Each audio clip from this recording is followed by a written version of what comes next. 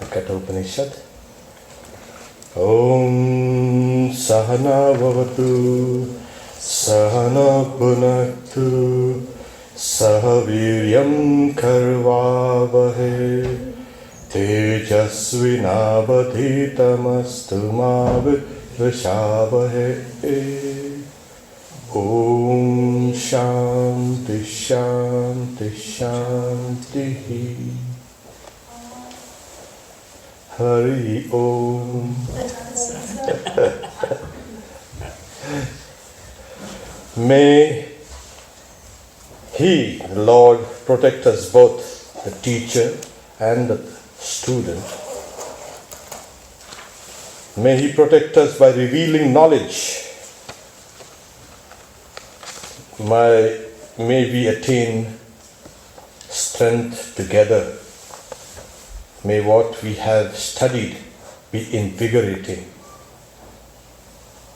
And may we not quarrel with each other. Peace, peace, peace.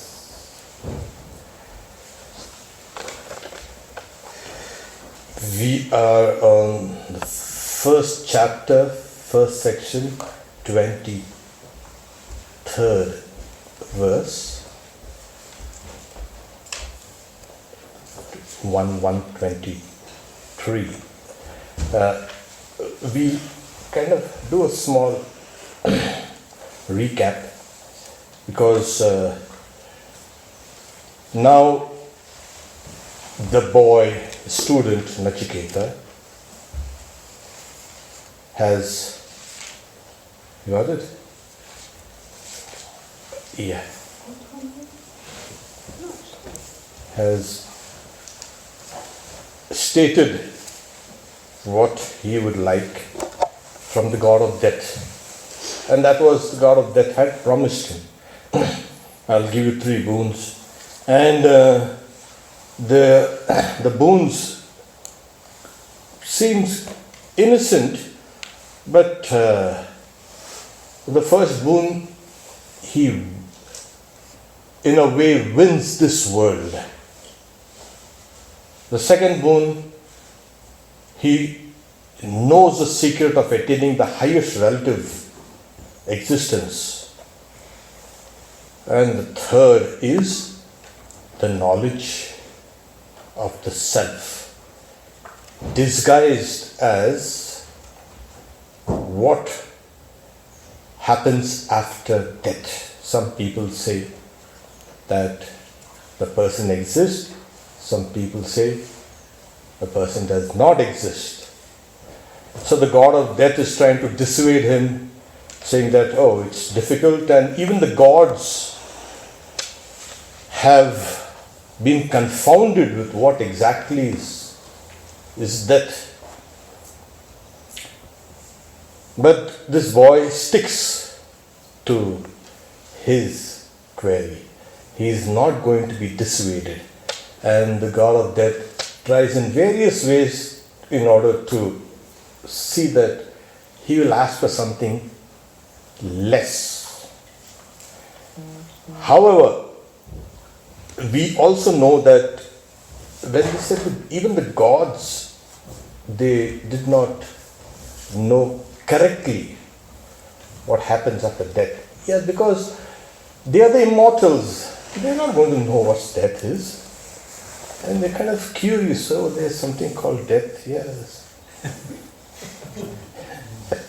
And human beings, when they go cross the line, we go with a load of ignorance about ourselves, about what is beyond this line. So we have various accounts, sometimes conflicting, sometimes they harmonize. The idea is the god of death, Yama, he's trying to dissuade him initially, but then he's actually testing. A mediocre aspirant will easily get distracted with all what has to be offered. imagine. He's going to make me a king, and going to give me riches, and going to give me long life. Well, you see, I would rather take this, something tangible, than that something intangible, which nobody really knows. So the mediocre aspirant quickly gives up the intense search for God. The meritorious, the ones who are really kind of eager to know what lies beyond death, in fact, that spurs their enthusiasm. Oh, even the gods don't know about this and it's confusing. Then I want to really know it. So, in fact, here the 22nd, just to kind of recap, even the gods entertain doubt with regard to this thing. And, O death, since you too say that it is not truly comprehended, and since any other instructor like you of this thing is not to be had, therefore there is no other boon comparable to this one. And here it is. Well, you are here, you are the God of death, and you're going to tell me about death. And there's no other boon as comparable to as this. Then on the 23rd, the verse we are now is, as for sons and grandsons, that will be centenarians. As for many animals, elephants and gold and horses and a vast expanse of the earth, and you yourself live for as many years as you like. This is the offer. Well, who won't take it?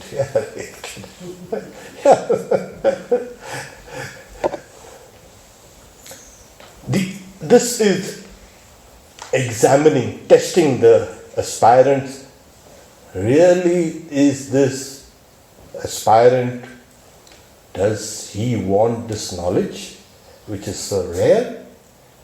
Or just kind of asking, and maybe he's kind of curious and he's asking. But you must understand, he wouldn't have fallen for this, because the very first you can say instinct of these people who imbued with the knowledge of the Vedas, its practices and its maintenance, their very first instinct is they will have to protect this knowledge, their traditional knowledge, even with their lives, which is very important. So the God of death is presenting these things, knowing full well that this boy is not going to fall for it. His first instinct will be, yeah, this could be useful to kind of have all these, have your sons and grandsons, and that Vedic knowledge will be transmitted to them. And if you have a little money, you will have more students, you can maintain some more students, and all these.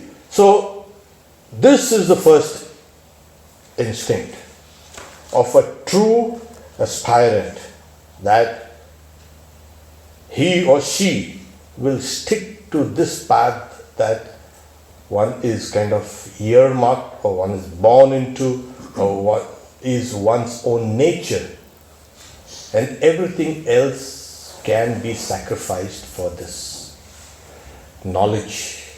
Even life itself. Life is kind of, we have many times this life, but this knowledge is even more precious than all the world's wealth. We tend to think, oh, this knowledge, yeah, is there. But no. And that's the reason why it was so kind of sacred that they held it to be their very life. And we have this is one example. We have all these examples in the literature that show that they can do anything to protect this life, this knowledge of theirs. So the Sanskrit is Shatayusha putra pautran vrineshva bahun pasan hasti hiranyamaswan bhumer mahanayatanam vrineshva swayam cha jiva sharado yavadicchasi. So he's kind of throwing the ball in now in Nachiketa's court. You ask for this thing and I will give it to you. The question is, yes, he is a god. But even gods have certain limitations, because in Hinduism there are many gods. Yeah. So one god will limit the other gods' jurisdiction. Hey, that's my territory. Get going there. So even what a god can do has got these limitations. But the commentators say that this god, before he could even become a god, he had gone through the yogic processes, and he had something, a yogic power called prakamya. Prakamya is whatever desire comes in the person's mind is fulfilled. As simple as that. So it is one of these 8 yogic powers. In the higher states of yoga, you get a lot of kind of powers, psychic powers. Not only psychic powers, powers over the whole of nature. For instance, there is something called anima, anu, atom. You can become small as an atom, heavy as a mountain, light as cotton wool, etc. It's a kind of long list, long and 8. Yeah, we don't need to go into that. Hey. But this Yama has this power of to grant you anything that you would like. And these things are the results of karma, work. A person can get the results of karma even without doing the karma, according to this yogic philosophy. So it was not just, I'll give it to you, yes, take all this. How do you make me a king? How do you give me elephants and horses and gold and all these things? Where do you get it? Do you have it with you? No, I can get them for you. Really? Okay, then get it. That's important. So he had the power of, as they say, Satya Sankalpa, that true resolve, whatever appears in the mind, gets fructified. Yes, I want this. You say, I want chocolate ice cream. And after a couple of days, you see, you get somebody comes and offers you a chocolate ice cream. And yeah, there, oh, what happened? You say, that's why be careful. What do you wish? It is even in ordinary cases like us that you get things. Here, it's not a kind of empty words. I think it was in Detroit when Swami Vivekananda was there and show us some miracles, people are thinking, show us some miracles or shut up. And we don't know, we don't know exactly, but there is an instance where he was kind of locked in a room, and then suddenly people saw him outside the room talking, and they said, how can this guy, they opened the room and they saw Swami Vivekananda inside the room again. So people like all these kind of miraculous things. So here the student, it is sure, the God of death is sure that he will use this not for his personal enjoyment, but for the protection of this Vedic literature. So, and that is a one big desire in the minds of those people who are in the tradition. How do I protect this sacred knowledge? If you have the means, you can do it. And here God, the God of death, is offering this to him. The next is, these are not so kind of very central to the Upanishadic doctrine that will come a little later. But we need to go through it. 24th is, if you think some other boon to be equal to this, ask for that. Ask for wealth and a long life, O Nachiketa. You become a ruler over a vast region. I'll make you fit for the enjoyment of all delectable things. That is important. If you have all the money in the world, if you have all the food and everything you want, but if you can't enjoy it, if you're not fit, if you've got a stomach ache or you get a headache, it will be all useless. So he offering all the goodies and making him competent also to enjoy it. Because many times people have so much of wealth, it's just impossible for them to enjoy it. It's not possible. How much can you eat? No. How much can you spend? You all have limitations. And then after a while, after eating, you get disgusted with them. Oh, God, I wish I never ate this. And there it was. Because every action has a kind of a reaction. It will come and hit you back. So he's saying, I'll make you fit for everything, what I offer you. And like I said, the ball is now in Nachiketa. Ask for anything, ask for some other boon to be equal to this. So according to the God of death, this is the highest boon that a person can ask and that can be offered. There is nothing higher than this. Even then he said, okay, if you think there is something equal to this, we have asked for it. And then he says, the 25th,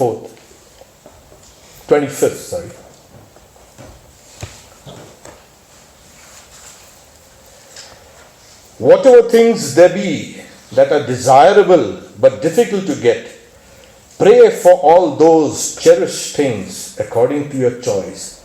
Here are these women with chariots and musical instruments, such as surely not to be had by mortals. With these who are offered by me, you get yourself served, Nachiketa. Do not inquire about death. So the God of death now offers even kind of superior enjoyments, celestial enjoyments. We have these earthly enjoyments here, but there are some higher enjoyments like heavenly enjoyments. So you have these apsaras, these nymphs in the various levels of relative existence. So they have musical instruments, and chariots, and this and that, and the whole band. You get yourself served, then there's no problem. Take it. In doing this, there are two things that the God of death wants to check him out for. The first discipline of Vedanta is the discernment between the real and the unreal. And not only that, one is to be able to discard the unreal. Swami Satyamayananda, it was quite a few days since he had been to Dakshineshwar to meet Sri Ramakrishna.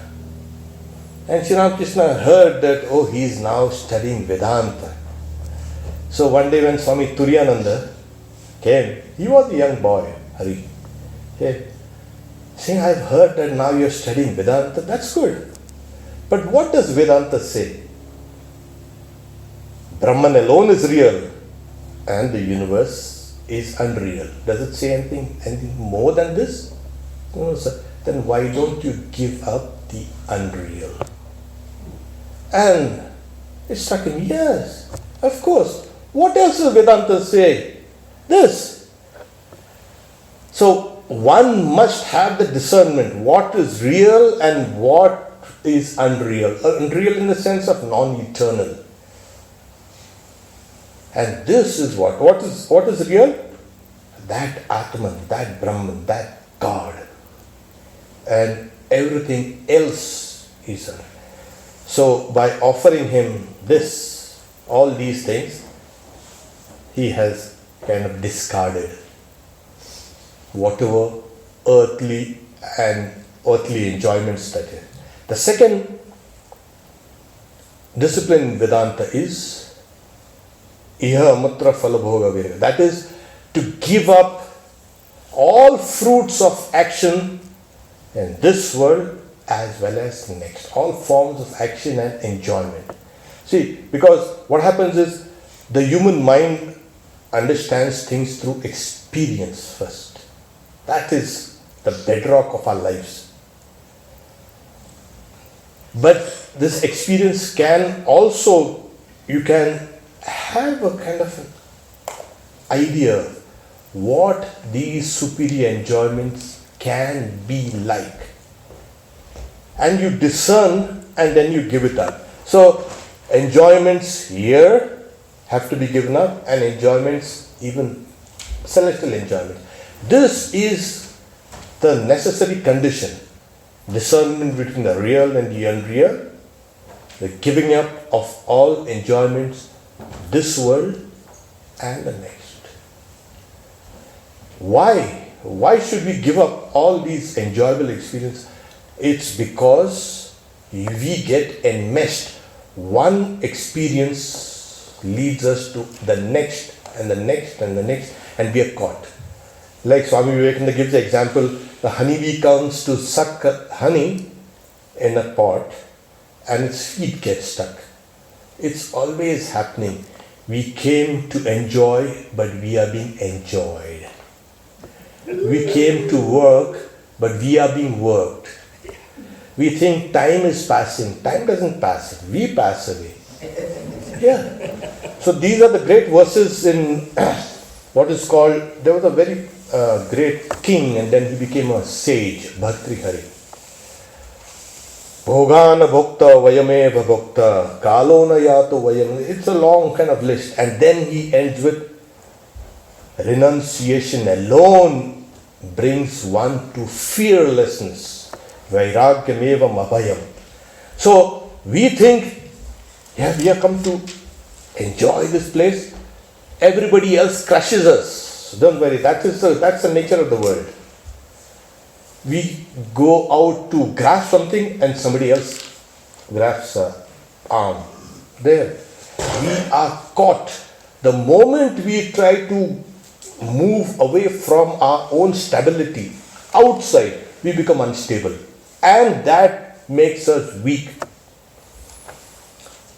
The god of death wants to check whether this guy is okay or not with this. He's firmly established in renunciation and discernment.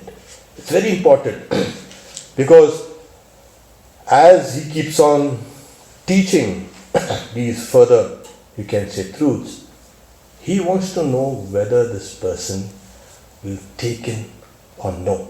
Because later on, after a few verses, he will say, there are many people who don't have the opportunity to hear about this Atman. And there are many who even after hearing do not understand it. Wonderful is the speaker and wonderful is the student. And when this is combined, the knowledge is wonderful. So the power of assimilating things, like Sri Ramakrishna keeps on saying, but you must assimilate it. You must keep the milk in a place without, shaking it. Then it will kind of settle, it will curdle, it will become kind of butter, and then you churn it out, and then. So if you keep on fiddling with it, you will not get butter. You must be able to assimilate it. And how do you assimilate? Well, it is that one of the disciplines of Vedanta is the desire for liberation. This is the bedrock of all spiritual traditions, of all spirituality, everything. If this desire for liberation, mumukshutvam, is present, you will see yourself zooming forward. All your spiritual practices will get a tremendous strength. You will be energized. You will keep on assimilating the best, and you will. Sri Ramakrishna realized Kali, his first vision, only through this longing to see her. Are you just poet's fancy? Are you real? And he kept on and on and on. I want to see you. Why don't you reveal yourself to me? And that intensity, even without any kind of established spiritual disciplines, gave him the vision of Kali. And this is what is really essential.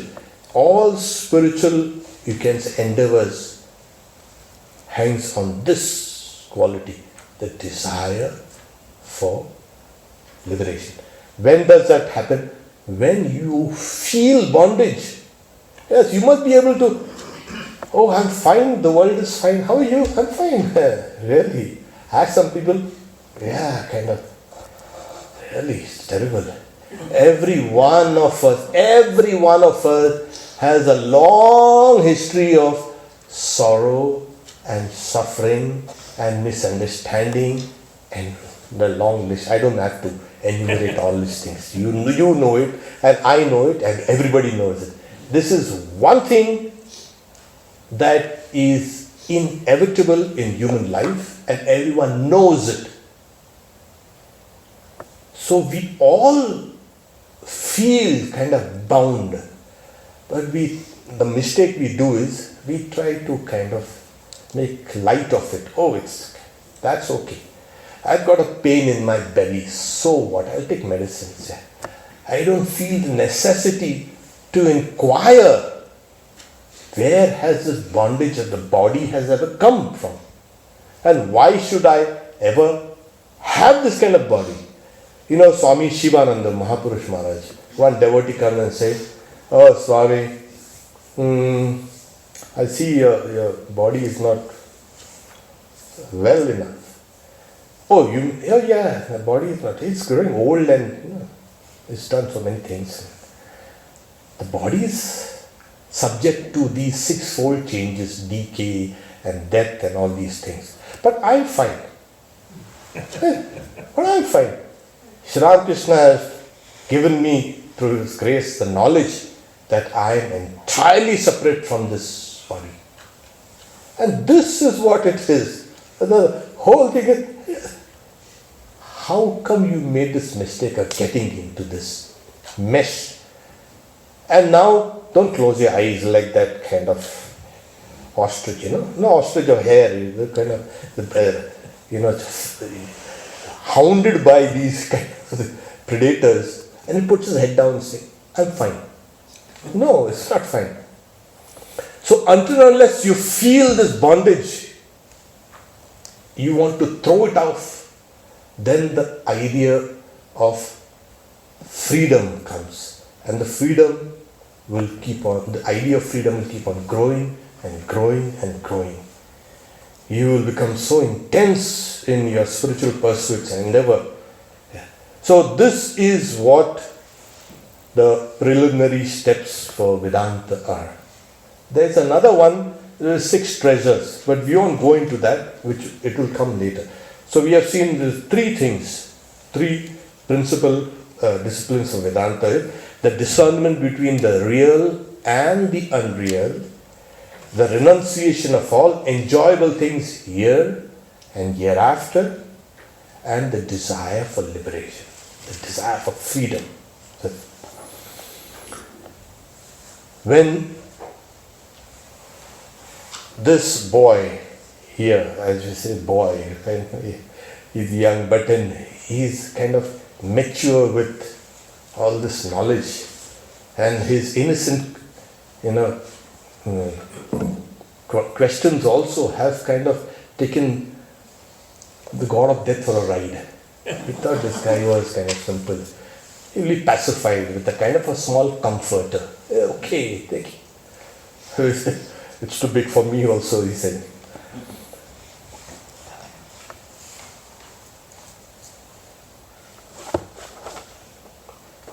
I'll read the Sanskrit, then we can go for the 26th. Ye ye kama durlabham artha loke sarvan kamans channata prartayasva imarama sarata saturya nahi drisha lambaniya manushay abhirmat prathabe paricharayasva nachiketo maranam mana prakshi. So he's saying, don't ask about death. You take all these enjoyments. So, I'll read. Whatever things there be that are desirable but difficult to get, pray for all those cherished things, according to your choice. Here are these apsaras, the women with chariots and musical instruments, such are surely not to be had by mortals. With these who are offered by me, you get yourself served. O Nachiketa, do not inquire about death. Now, this is kind of understood. Nachiketa, it's a kind of wise words. Now he keeps on speaking. The 26th is, O death, ephemeral are these, or transitory are these, and they waste away the vigor of all these sense organs that a person has. All life, without exception, is short indeed. Let the vehicles be yours alone, let the dances and songs be yours. Yeah. Kind of, imagine, you keep your celestial nymphs and keep your chariots and keep your dance and keep your songs. And see, they waste away the vigor of it. And this is what happens when you experience things outside. You diminish your will. You, as it were, are selling yourself outside. There is no accumulation of power within you. What is that power? It's just nothing but the willpower. The will to say no. And there are many times we get caught up in these meshes of life because we can say no. Yeah, okay, the guys will try to convince you, this is good for you and take this and take that. Will you do this for me? Please, I love you. You fall for it. And you say yes. And then you kick yourself quietly, silently. Why did I have to say this? Why did I have to do this? And then you're caught. So to say no for this, no, I don't want. Principally, why? He's saying they waste away the energy, the power of the sense organs. Why? Why should let the senses run amok like they're doing? What's wrong with that? Well, that's a lower manifestation of power. How do you like to have the horses likened to the senses reined in? You need a little more power than to let go. You just let go, let them go, but you need more power to draw them in. And that is your greatest test and the greatest strength. You build strength by degrees, by saying, no, I want. So, Sri Ramakrishna gives also an example of an elephant, when it walks around, in India you have these kind of banana trees, and then the elephant will put his trunk out to take a banana, and the rider on top will give it a whack on its head with that iron rod called Ankush, gold, and he will retract. And then he thinks this guy is distracted, he'll put his trunk out. Again he'll give it. As long as this elephant will reach out for those bananas, not only that tree, but there are other trees and other. He'll hit it. And this is what, every time your senses reach out, they need to be curbed and brought back in. They are not going to listen to you because they are used to it. Sri Ramakrishna gives the example of a king had now great renunciation. He was seized with great renunciation because he was talking to a few kind of monks and all, and he said. So next day he said, I'm not going to have my lunch with all the queens and all. I'll have lunch alone. Okay. The queens are kind of curious. What happened? There's a cat that comes and sits on his lap, and he pushes the cat away. She again comes and sits on it. Again he pushes it away. 2 or 3 times. Then the queen says, one of the queens says, you think that will work, pushing it away? She is being used to sitting on your lap when you have lunch and being fed. So we have been habituated to wander about seeking things, and then suddenly you say, no, I'm not going to do that. You will have to have a little kind of grit. You will have to be violent with your senses. Not anymore. And you draw them in, saying, you see, I'm used to this. No more. And this is the first step in the practice of any spiritual discipline. Curbing your senses, bringing them back in.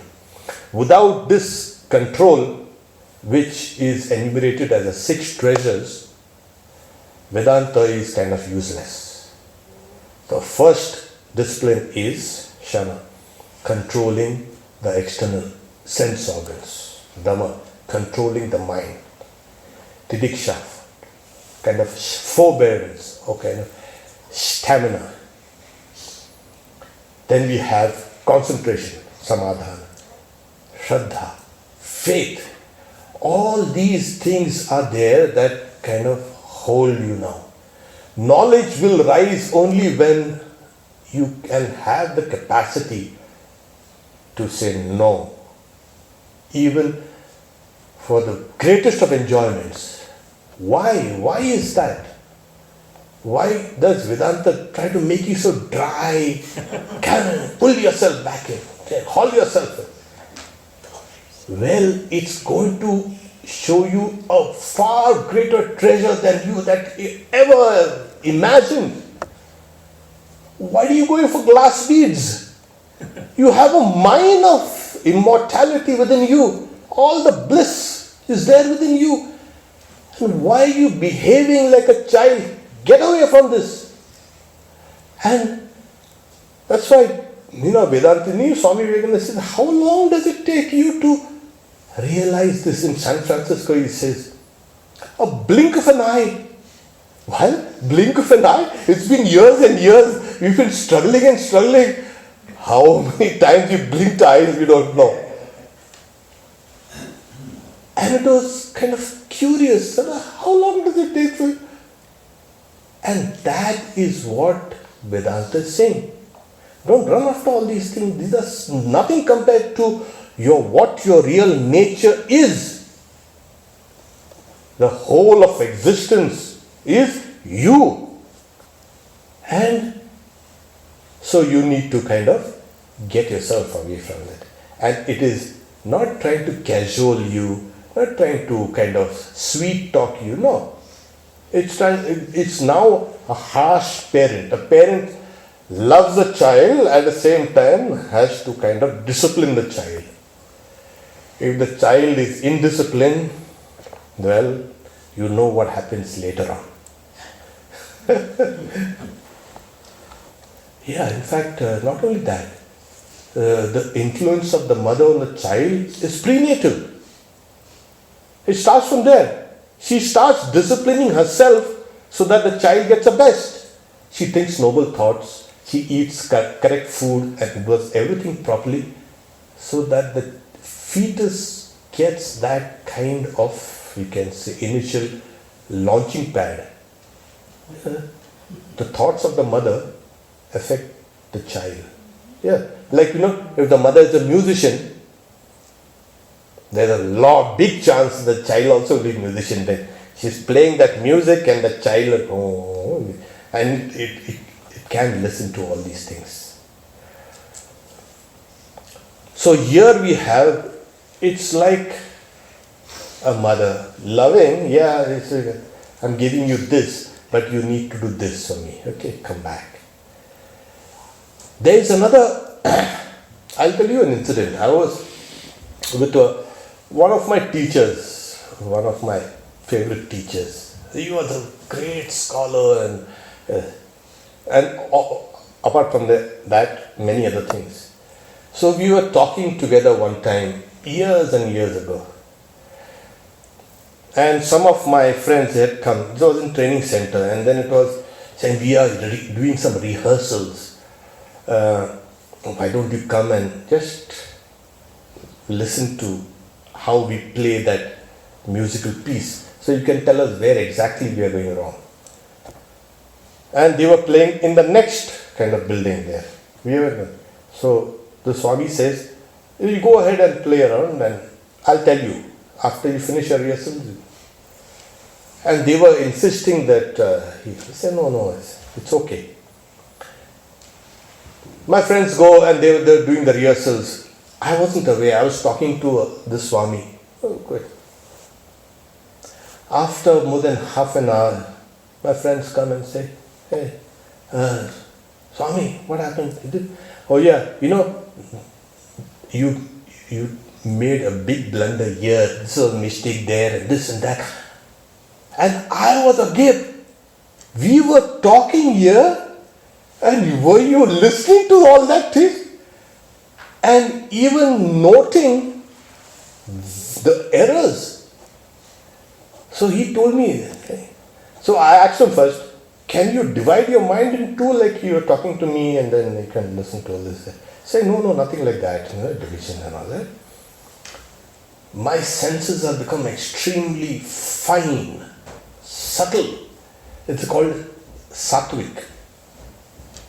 And here you become so sensitive, you can catch even the faintest of things, which many people kind of miss out. So I said, how? Obviously, how? Yeah, so he said one word, sanyama, control. What happens is, you purify your senses. Our senses now become blunt.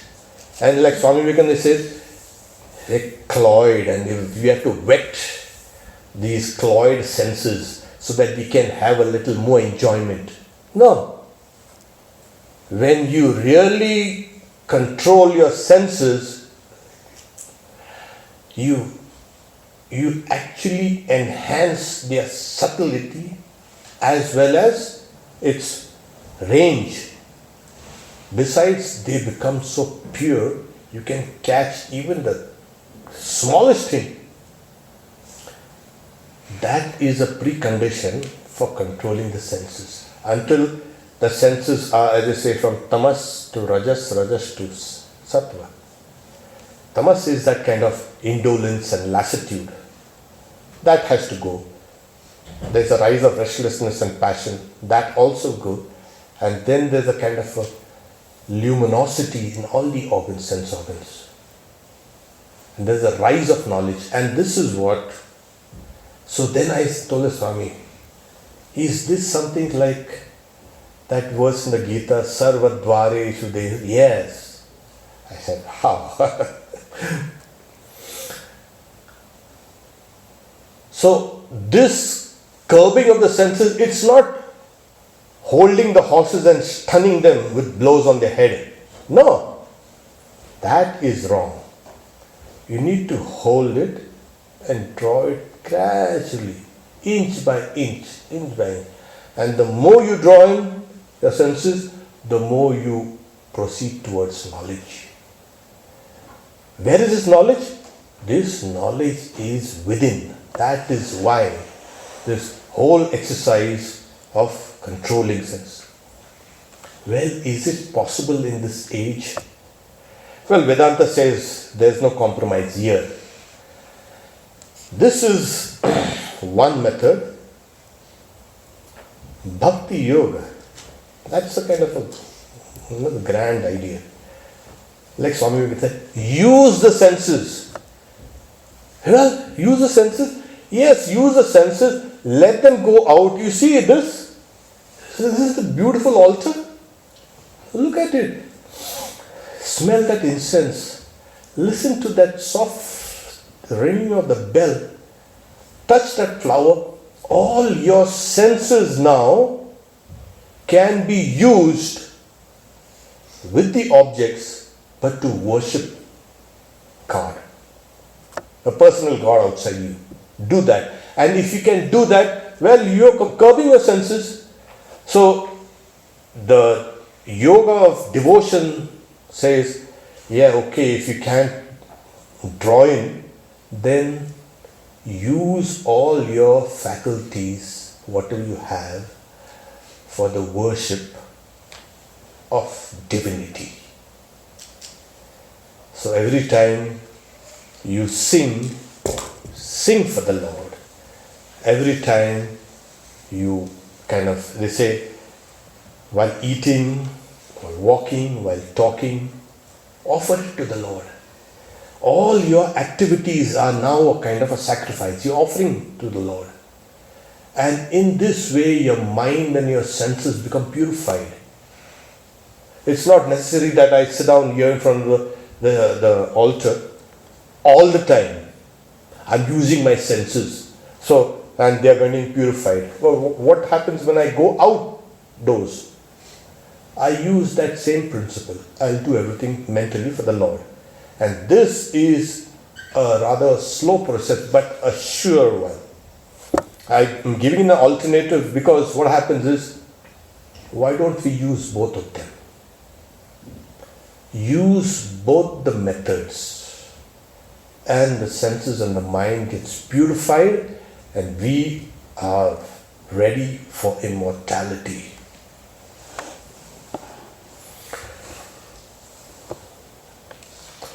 So he says, oh, that ephemeral are these. What these? All these enjoyments. See, that this boy has got this first idea. Discernment between the real and the other. You mean to say this world is going to stay as it is? How silly. What happens is, we don't see the big picture. We don't see long-term consequences of our own actions. And that's why we become so confined and bound. And they waste away the vigor of all the organs. And as I said, it wastes away. So how many sweets can you have? 5, 10, 20? See that reaction then.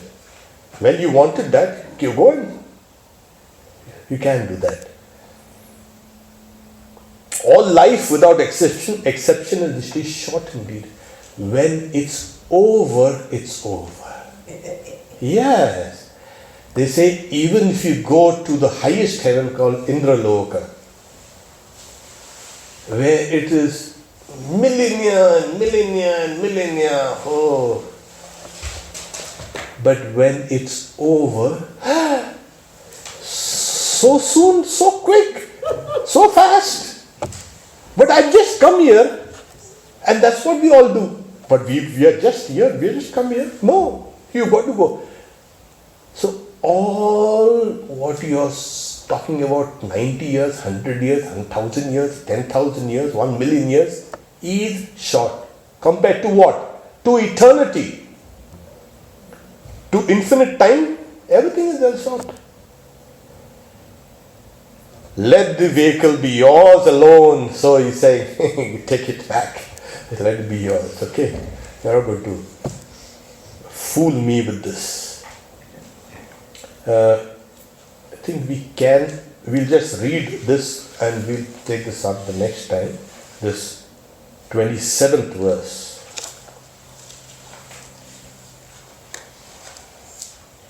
See how clever this boy is. The man is not to be satisfied with wealth. Now that we have met you, we shall get wealth. We shall live as long as you will rule. But the boon that is worth praying for me is that alone.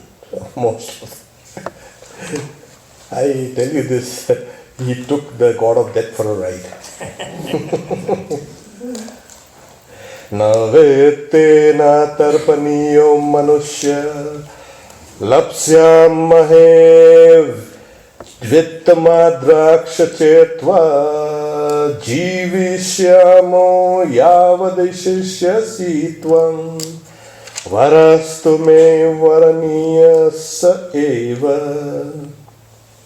So here he says there are two ideas. First is, I have seen you. It's not an everyday affair that you meet a God and you talk to him and he likes you because he liked this boy, kind of.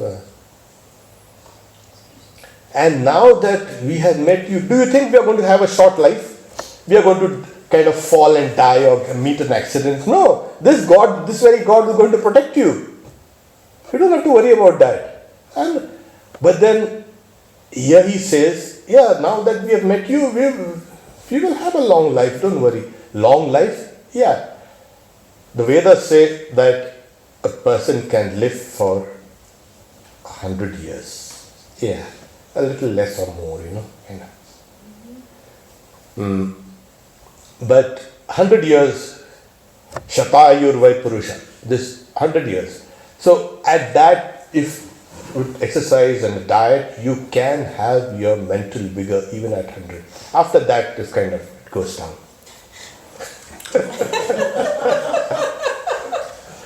Yeah, I don't blame.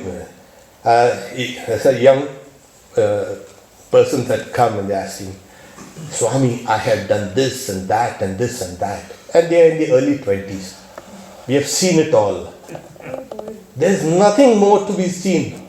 I said, you are talking like a baby. There are plenty of things to see in this world. You have not seen anything. So what do we live for? I said, no, there are many things.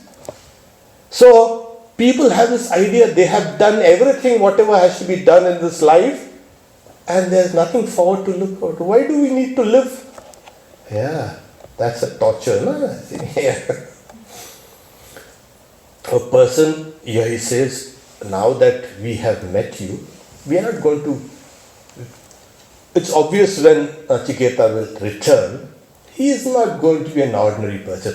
Because the people of his community will say, wow, this guy has returned from that realm. And he had a dialogue with death also.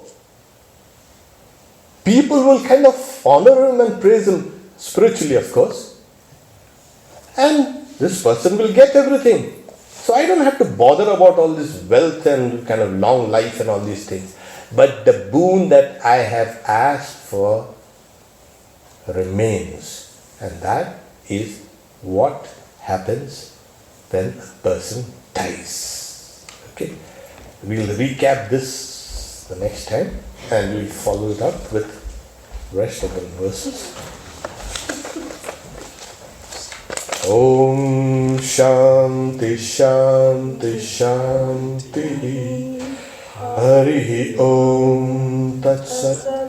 Shri Ram Krishna Arpanamastu.